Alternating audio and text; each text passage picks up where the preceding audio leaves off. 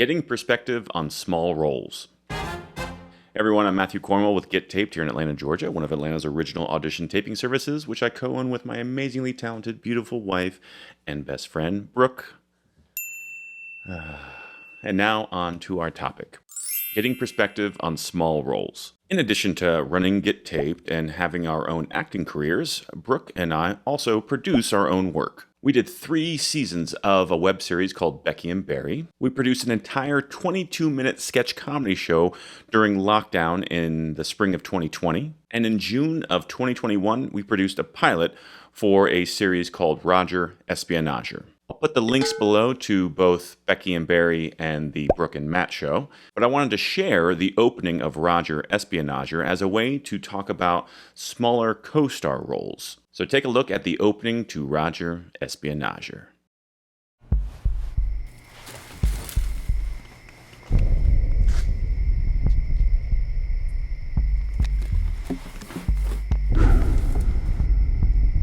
Too fast.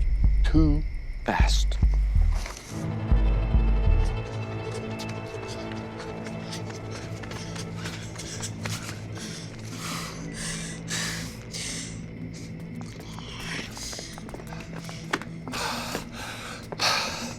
You are fast, Brittany Huffines.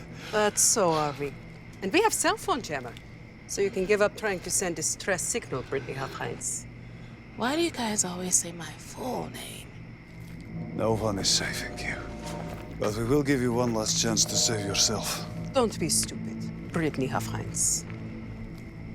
Why you offer to commit treason sounds tempting. I have really good insurance at my current job, so... So be it.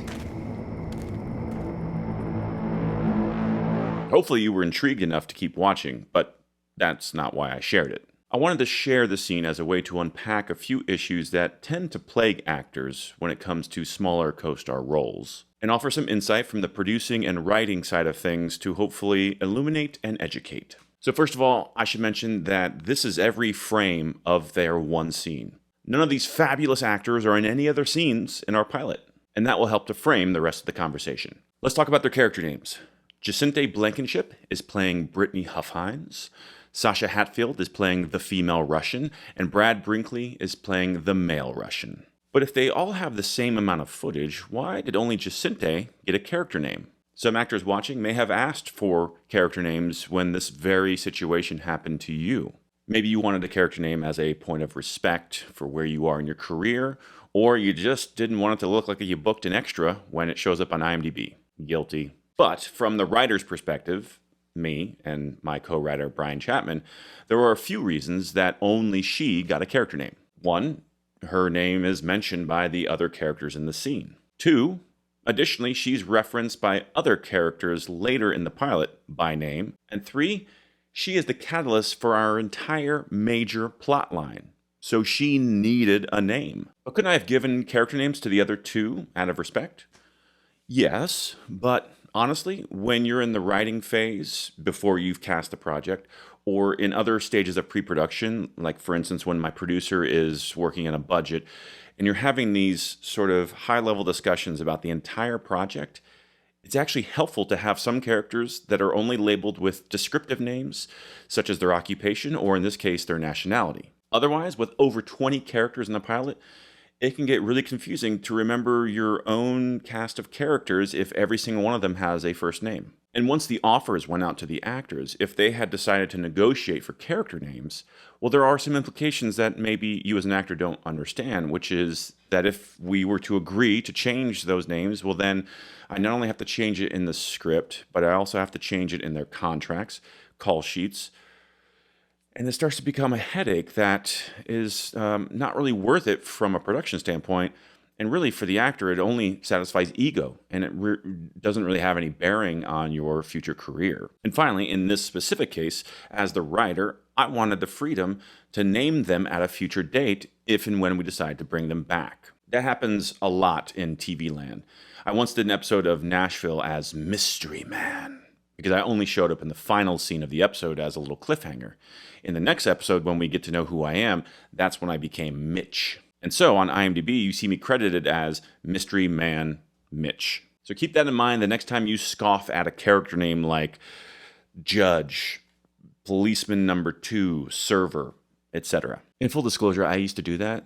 Scoff at those character names that were just occupations, and am still prone to do it every now and then. But once I fully understood the reasoning behind this, I stopped getting riled up about it. The other aspect of this type of scene that I want to talk about is the casting process itself. It actually presented quite a dilemma for me because I acted as the casting director. On the one hand, these roles have very limited screen time, but on the other hand, they are hugely important to this project. So I couldn't really cast new actors who were looking for their first credit. It's too risky.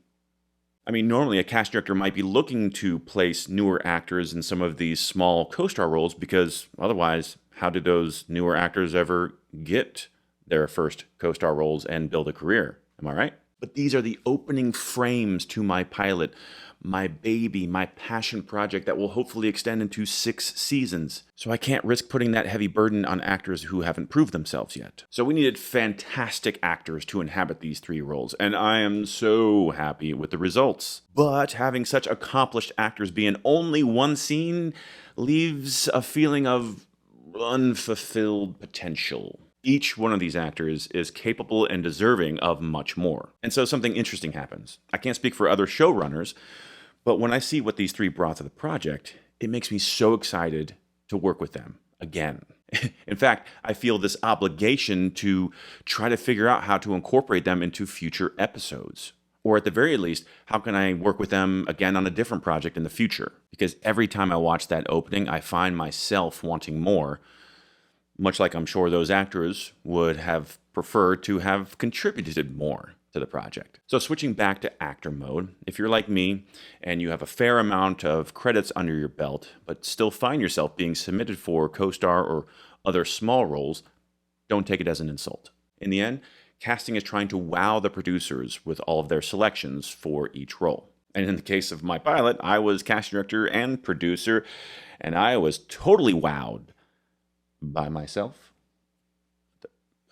Now, not all co-star roles are the same, don't carry the same weight, so you need to be discerning as an actor. For instance, if you've worked above scale for your last 4 projects and you get a 1-scene, 3-line co-star role that comes across your email, feel free to decline. That starts to open up Pandora's box on the nuance of whether these types of roles warrant declining, accepting, or negotiating for better billing or more pay, etc., and wasn't really the point of this video. Just remember, we're all puzzle pieces contributing to the overall vision of the project.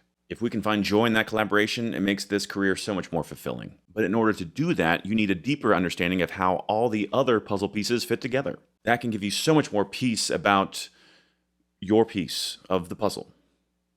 That is, understanding the business can help you enjoy the show that much more. And I hope that hearing my perspective on writing and casting these 3 co-star roles has helped to pull the curtain back a little bit more on this topic. As always, if you have any comments, leave them below. That's it for now. Thanks for watching, and we'll see you on set.